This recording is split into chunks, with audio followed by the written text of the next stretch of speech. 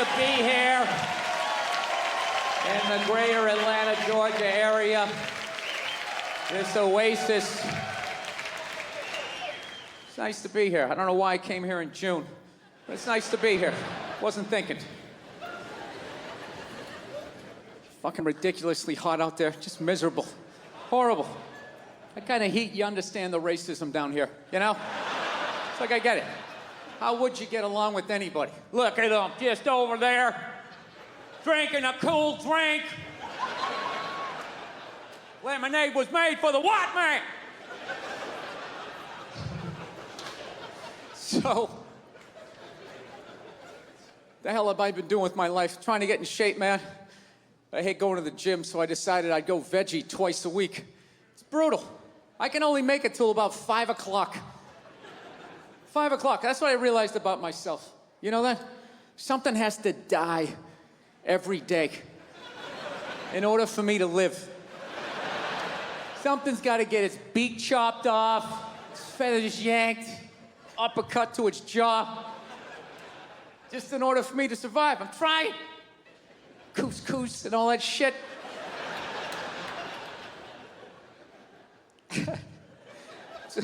It's awful. I saw this thing, though, that they said if everybody went vegan. If everybody went vegan, though, it would be a vegetarian, whatever the hell they said, one of those V ones, right? And they said it would be great for the environment. You know, because I guess there's all this cattle standing around, and when they fart, the gas goes up in the atmosphere and causes something, right? They're always doing that shit. You know, if everybody went vegan, the air would be, if everybody drove an electric car, if everybody just had some snowshoes on, right? They just won't come out and say it. Nobody has the balls to come out and say it and just say, look, 85% of you have to go. That's it. That is it. I have been bitching about the population problem for 3 specials in a row. Waiting for some politician to have the balls to bring it up, but they won't do it. They won't do it. We live in a democracy, right? Can't be honest in a democracy. You need the votes. You can't run with that as your platform. Coming out there, and if elected, I would implement a program to immediately eliminate at least 85% of you. This planet cannot sustain the sheer numbers. Let me finish. This will not be arbitrary. Under your seats is a multiple choice questionnaire. If you did not bring a pencil, you're already out. You can't do that. You gotta be nice. You gotta be fucking nice, especially this day and age, man. Everybody getting in trouble. All these goddamn groups out there, bitch moaning and complaining. Anytime anybody says anything, we're part of a group. You gotta apologize. I'm sorry to people who own Sharpies. I didn't mean to say that it's an ugly-ass dog. Nah, right? You know what? Fuck you and your group. What about that? What do you got, like 2 million people in your group? There's 400 million in this country. Nobody gives a shit, right? Who the fuck joins a group? I'm gonna join a group. That's what I'm gonna do today. Go to meetings. Kind of a fucking loser, right? That's the same way I look at people laugh who got upset about, you know, Michael Sam, the gay football player, kissing his boyfriend when he got drafted. Everybody bitch moaning and complaining. It's like, dude, you know what? That's what you get for watching the draft. All right? You know, once again, what kind of a fucking loser just sits there watching round after round? The Jets are up next. I think they need a cornerback. They need to improve the defensive line. Dude, that's like going to a graduation ceremony where you don't know anybody who's graduating and just fucking sitting there. They're gonna have the whole list the next day. They'll have everybody who drafted, who, when. Fucking gotta sit there and watch that shit. Those stupid interviews. Hey, you're a member of the Buffalo Bills. How does it feel? Well, it's a blessing. I want to thank God. Going to try to do my best. It's a great organization. And same shit the last 80 guys said. So, yeah. Yeah. I'm glad he kissed him. He should have fucking blown him. Yeah, with birthday cake in his mouth and a Santa Claus hat on his head. Just to ruin the entire year. Holding a flag, that fucks up Flag Day. You'll keep thinking about it. Yeah. Fucking stupid ass groups. People apologizing to them like they have some sort of power. Look, if you're being a dick, apologize. But other than that, yeah, go fuck yourself. Yeah. Everybody getting in trouble. Like a bunch of children. I was doing a gig in Dallas, and some waitress wrote on a piece of chalkboard. She goes, "We like our beer the way we like our violence, domestic." All right? Yeah, I gotta tell you something. That's a great fucking joke.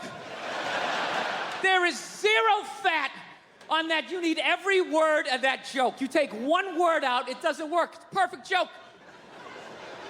So whatever, nobody gives a shit. One person comes in, they don't like it. They ask the manager to take it down. He's just like, hey, that's our sense of humor here. Have a beer, go fuck yourself. That's what we're doing. So she takes a picture of it, she puts it up on Facebook, and all of a sudden people start complaining, and they fired the manager and the waitress because of that. Yeah, I don't understand. Like, what do they think's gonna happen if somebody reads that joke? Like, you're some guy who would never hit a woman, Would never hit a woman. You can't hit women. You can't. You honestly cannot. You ever see how they fall? They fall like toddlers, It's like they never fell in their life. They never put their hands out. It's horrific to watch. You can't hit them, right? So what are you telling me? You're telling me someone who never hit a woman is gonna come walking in, read that joke, just be like, wait a minute.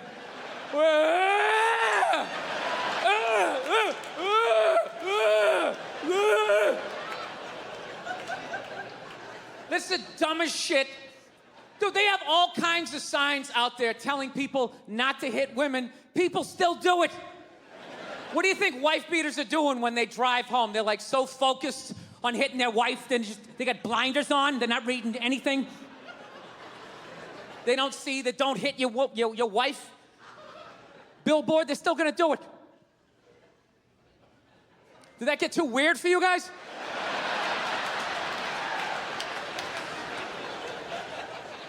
Did the church organs make that fucked up? Like I was up here? Make a pledge for Jesus and hit your women.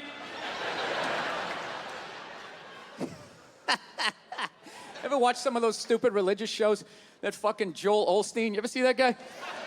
Dude, that guy is so full of shit, he doesn't even open his eyes when he's talking. He's just like, make a pledge for Jesus. Are they still here? He doesn't even have the nerve to open his eyes.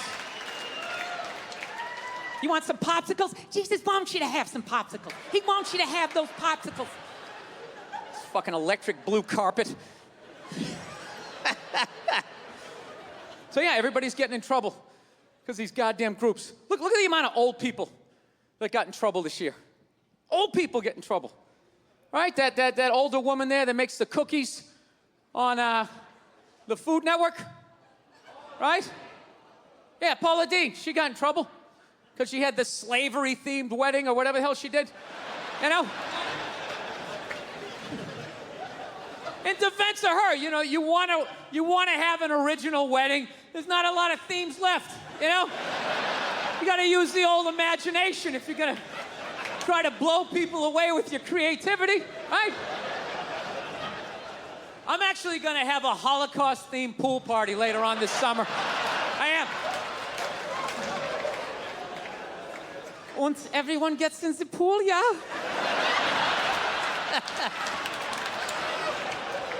It was weird. It was offensive, but like refreshing. I don't know how I feel about it.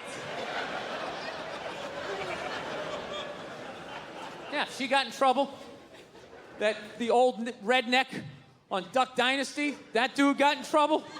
The owner of the Clippers got in trouble. And I'm not saying what these people did wasn't offensive. I'm not saying that shit.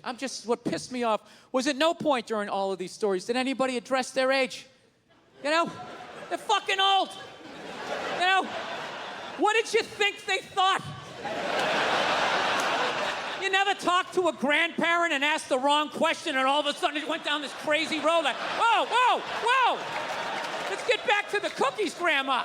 Let's leave that shit over here. What the fuck? Yeah, they're old. What did you think they thought? I mean, and I gotta be honest with you too, people were too hard on that Clippers guy, man. I'm telling you. For an 80-year-old white guy, that wasn't that bad. All right?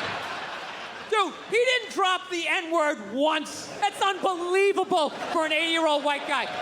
The N-word should have been carpet bombed through that whole tape. He never said it once. And if you go back and listen to that tape, I'm telling you, go back and listen to it. Other than Instagram, he's pretty fucking liberal.